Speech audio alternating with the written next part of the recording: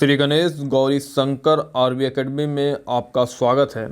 Academy का target सर्वश्रेष्ठ एवं निःशुल्क शिक्षा जो NEET UG, IIT JEE, olympiad, NTSC, KVPY की प्रिपरेशन कर रहे हैं और जो बोर्ड एग्जामिनेशन वाले हैं उनके लिए बेनिफिशियल होगा।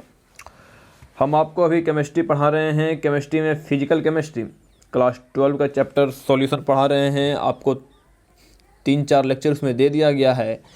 आज हम उसमें आगे की बात करेंगे।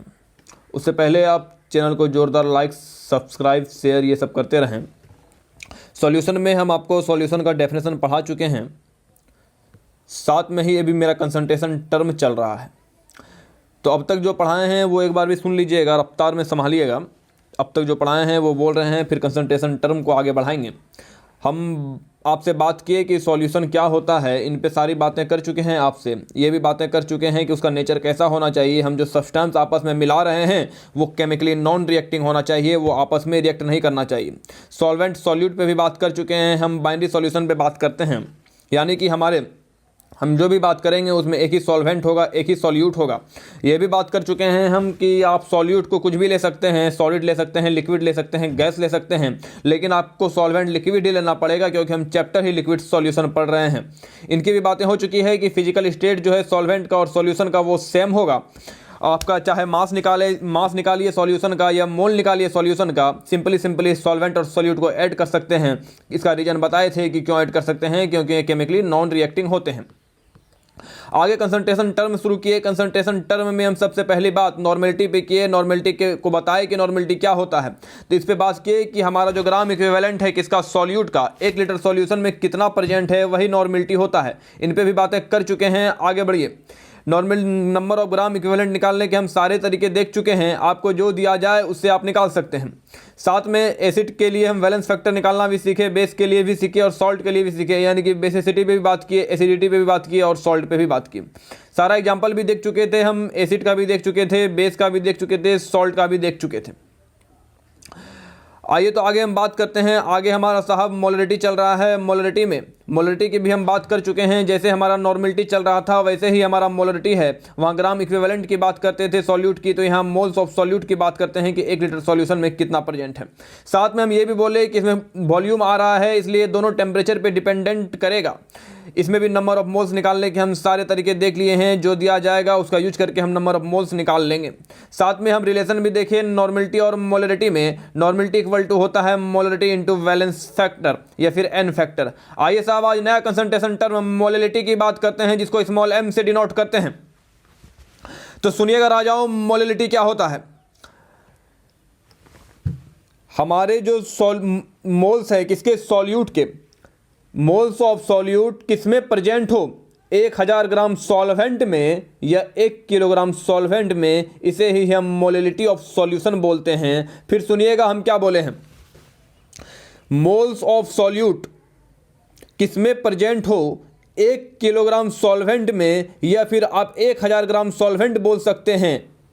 इसे ही हम मोलरिटी ऑफ सॉल्यूशन कहते हैं। ध्यान दीजिएगा, हम यह टर्म सॉल्वेंट बोल रहे हैं। इससे पहले हम जो भी पढ़े हों, चाहे नॉर्मेलिटी पढ़े हों या मोलरिटी पढ़े हों, सारी बातें सॉल्यूशन पे हुई थी।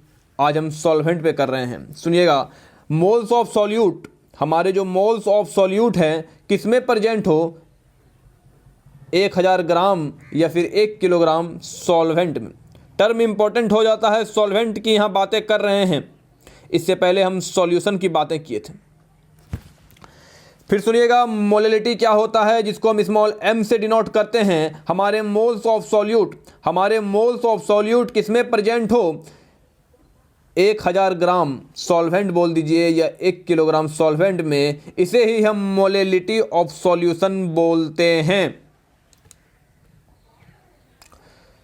Simply number of moles of solute upon amount of solvent किसमें, केजी में ले सकते हैं। आप किसी में भी रख सकते हैं। आप सॉल्वेंट का अमाउंट केजी में भी रख सकते हैं, किलोग्राम में भी रख सकते हैं, लेकिन हमें ज़्यादातर ग्राम में ही यूज करना पड़ेगा, इसलिए हम इसको केजी को ग्राम में बदलना चाहेंगे।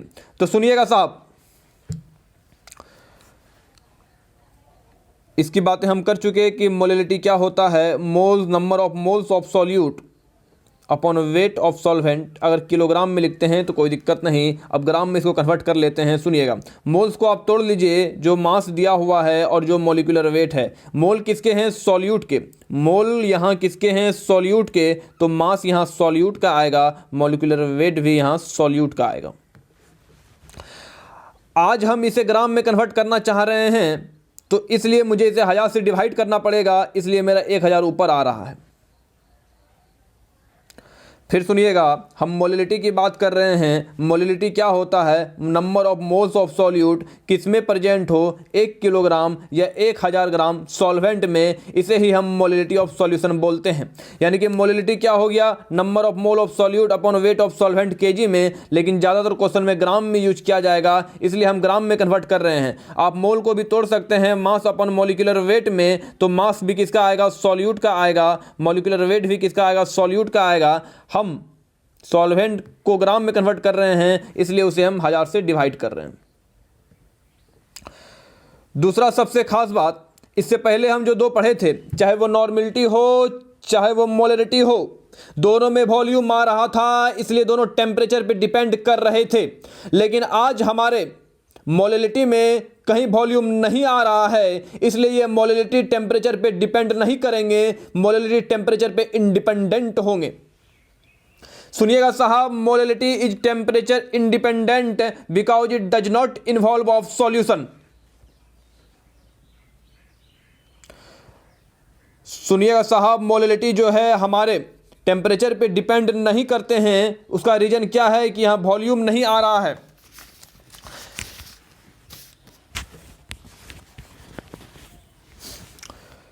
इससे पहले हम जो भी पढ़े थे उसमें हमारा वॉल्यूम इन्वॉल्व हो रहा था, लेकिन आज हमारा यहाँ वॉल्यूम इन्वॉल्व नहीं हो रहा है। तो सुनिएगा, molality is temperature independent because it does not involve of, यहाँ सॉल्यूशन की जगह वॉल्यूम आएगा, यहाँ गलत हो गया है, सॉल्यूशन की जगह यहाँ वॉल्यूम आएगा, does not involve of volume. Molality is temperature independent because it does not involve of volume. इससे पहले हम जो भी पढ़े थे, चाहे वो मेरा मोलिलिटी हो चाहे वो मेरा नॉर्मलिटी हो, दोनों टेम्परेचर पे डिपेंड कर रहा था, क्योंकि दोनों में वॉल्यूम आ रहा था। चाहे देखिए आप, मोलिलिटी है, इसमें भी वॉल्यूम आ रहा था। हम नॉर्मलिटी की बात किए थे तो उसमें भी वॉल्यूम आ रहा था, इसलिए हम बोले थे कि हमारा चाहे मोलिलिटी हो चाहे नॉर्मलिटी हो, उसमें वॉल्यूम आ रहा है, इसलिए टेम्परेचर पे डिपेंड कर रहा है। इसलिए देखिए, molality is temperature dependent because it involve volume of solution. यह होना चाहिए, molality is temperature independent because it does not involve volume of solution. क्योंकि यहाँ वॉल्यूम नहीं आ रहा है, इसलिए टेम्परेचर पे डिपेंड नहीं करेगा। अब तक हम 3 कंसंट्रेशन टर्म पे बात कर चुके हैं, नॉर्मलिटी पे बात कर चुके हैं, मोलिलिटी पे बात कर चुके हैं, मोलिलिटी पे बात कर चुके हैं। फिर तीनों को सुनिएगा साहब, हमारे पास जो हमारा नॉर्मलिटी थे, वो नॉर्मलिटी क्या था? नंबर ऑफ ग्राम इक्विवेलेंट किसमें प्रेजेंट हो 1 लीटर सॉल्यूशन में, उसे हम नॉर्मलिटी बोले थे। ये टेम्परेचर पे डिपेंडेंट था क्योंकि वॉल्यूम आ रहा था।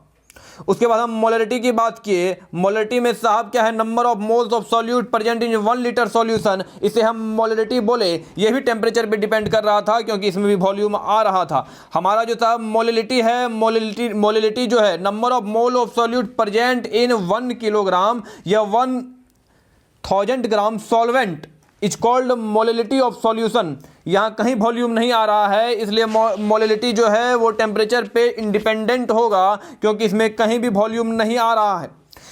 आप इसे किलोग्राम में भी यूज कर सकते हैं, ग्राम में भी यूज कर सकते हैं, आपको दोनों बता दिया गया है। इसके बाद हमारी कुछ बातें छूट गई थी वैलेंसी फैक्टर में से। वैलेंसी फैक्टर में कुछ का वैलेंसी फैक्टर निकालने के लिए आपको नहीं बताए थे, तो आइए उसको भी बता ही देते हैं।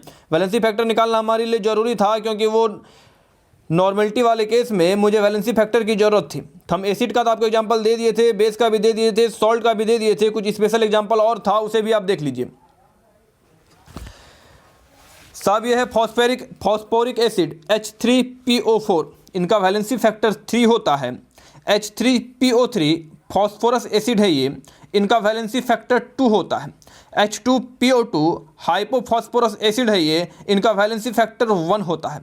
इनका वैलेंसी फैक्टर 3, 2, 1 ये क्यों हुआ, इनका रीजन और इनका कारण इनऑर्गेनिक चला जाता है, इनका स्ट्रक्चर चला जाता है। तो आइए हम इनके स्ट्रक्चर पे भी बात करते हैं कि इनका वैलेंसी फैक्टर ऐसा क्यों हुआ। सबसे पहले बात करते हैं H3PO4 पे। H3PO4 का आप डायग्राम देखिएगा साहब, डायग्राम आपके सामने है। तो सुनिए मेरी एक बात है, वो हाइड्रोजन डोनेट किया जाता है या दिया जाता है जो मोर EN एटम से जुड़ा हुआ हो। वो हाइड्रोजन डोनेट किया जाता है या दिया जाता है जो मोर EN एटम से जुड़ा हुआ हो। तो आप H3PO4 में देख रहे होंगे हमारा जो ऑक्सीजन है ये मोर EN एटम है, और यहाँ 3 ऐसे हाइड्रोजन हैं जो ऑक्सीजन से जुड़े हुए हैं, इसलिए 3 हाइड्रोजन दिए जाएंगे, इसलिए इनका वैलेंसी फैक्टर जो है वो 3 आ रहा है। दूसरे केस में H3PO3 में देखिए आप, H3PO3 का स्ट्रक्चर आपके सामने है। 2 ही ऐसे हाइड्रोजन हैं जो मोर EN एटम यानी कि ऑक्सीजन से जुड़े हुए हैं, इसलिए ये 2 ही हाइड्रोजन को देंगे, इसलिए इनका वैलेंसी फैक्टर साहब 2 आएगा। एक एग्जाम्पल और है, उनकी भी बात कर लेते हैं, H2PO2 की। H2PO2 का स्ट्रक्चर आपके सामने है और आप यहाँ देख रहे होंगे एक ही ऐसा हाइड्रोजन है जो मोर EN एटम यानी कि ऑक्सीजन से जुड़ा हुआ है, इसलिए इनका वैलेंसी फैक्टर 1 आएगा।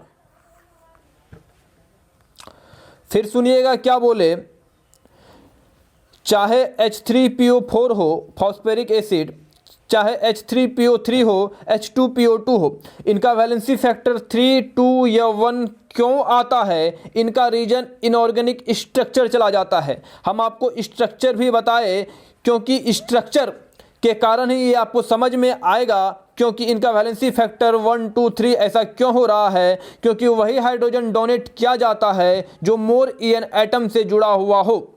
यहाँ मोर EN एटम ऑक्सीजन है, ऑक्सीजन से जुड़े जितने हाइड्रोजन होंगे वही डोनेट किए जाएंगे। ये बातें तो साहब हो गई समझने और समझाने के लिए। अब मेरी बातें सुनिए जो आपको सभी जगह काम आएगा। तो सुनिएगा साहब, फॉस्फोरस का कंडीशन हो तो उस कंडीशन में जितने ऑक्सीजन हैं हमारे पास, फॉस्फोरस के केस में जितने ऑक्सीजन हैं हमारे पास उसमें से एक कम हाइड्रोजन को डोनेट किया जाता है। फिर सुनिएगा, फॉस्फोरस के साथ ऑक्सीजन हो तो उस कंडीशन में जितने ऑक्सीजन हैं हमारे पास उसमें से एक कम हाइड्रोजन को डोनेट किया जाता है। तो सुनिएगा, सबसे पहला एग्जांपल आपके सामने है H3PO4 का। आप देख रहे हैं ये फॉस्फोरस वाला केस है, साथ में ऑक्सीजन है, तो ऑक्सीजन कितने हैं? ऑक्सीजन 4 हैं। तो इस कंडीशन में जितने ऑक्सीजन हैं उससे एक कम हाइड्रोजन डोनेट किया जाएगा, इसलिए 3 हाइड्रोजन डोनेट कर रहे हैं। दूसरे कंडीशन में आइए, फॉस्फोरस एसिड पे H3PO3 में फॉस्फोरस का केस है, साथ में ऑक्सीजन है, तो जितने ऑक्सीजन है उससे एक कम हाइड्रोजन डोनेट किया जाएगा, इसलिए 2 हाइड्रोजन डोनेट किया जा रहा है। फॉस्फोरस का केस है, ऑक्सीजन साथ में है, तो जितने ऑक्सीजन है उससे एक कम हाइड्रोजन डोनेट किया जाएगा, इसलिए 1 हाइड्रोजन डोनेट किया जा रहा है। तरीकाएं आपको सब आने चाहिए, चीज़ें समझ में आने चाहिए। हम आपको यहाँ क्या बताए वो ध्यान दीजिएगा। फॉस्फोरस के साथ ऑक्सीजन हो, अगर डोनेट की बात करें तो ऑक्सीजन जितना हो उससे कम कर दीजिएगा, उतना ही डोनेट होगा। यहाँ तक की बातें हो गई। कंसंट्रेशन टर्म में हम 3 बड़े कंसंट्रेशन टर्म को लिए, नॉर्मेलिटी लिए, मोलरिटी लिए और मोलेलिटी लिए। आज के लिए हम साहब इतना ही रखेंगे। चैनल को जोरदार लाइक, सब्सक्राइब और शेयर करते रहिए। तब तक के लिए धन्यवाद।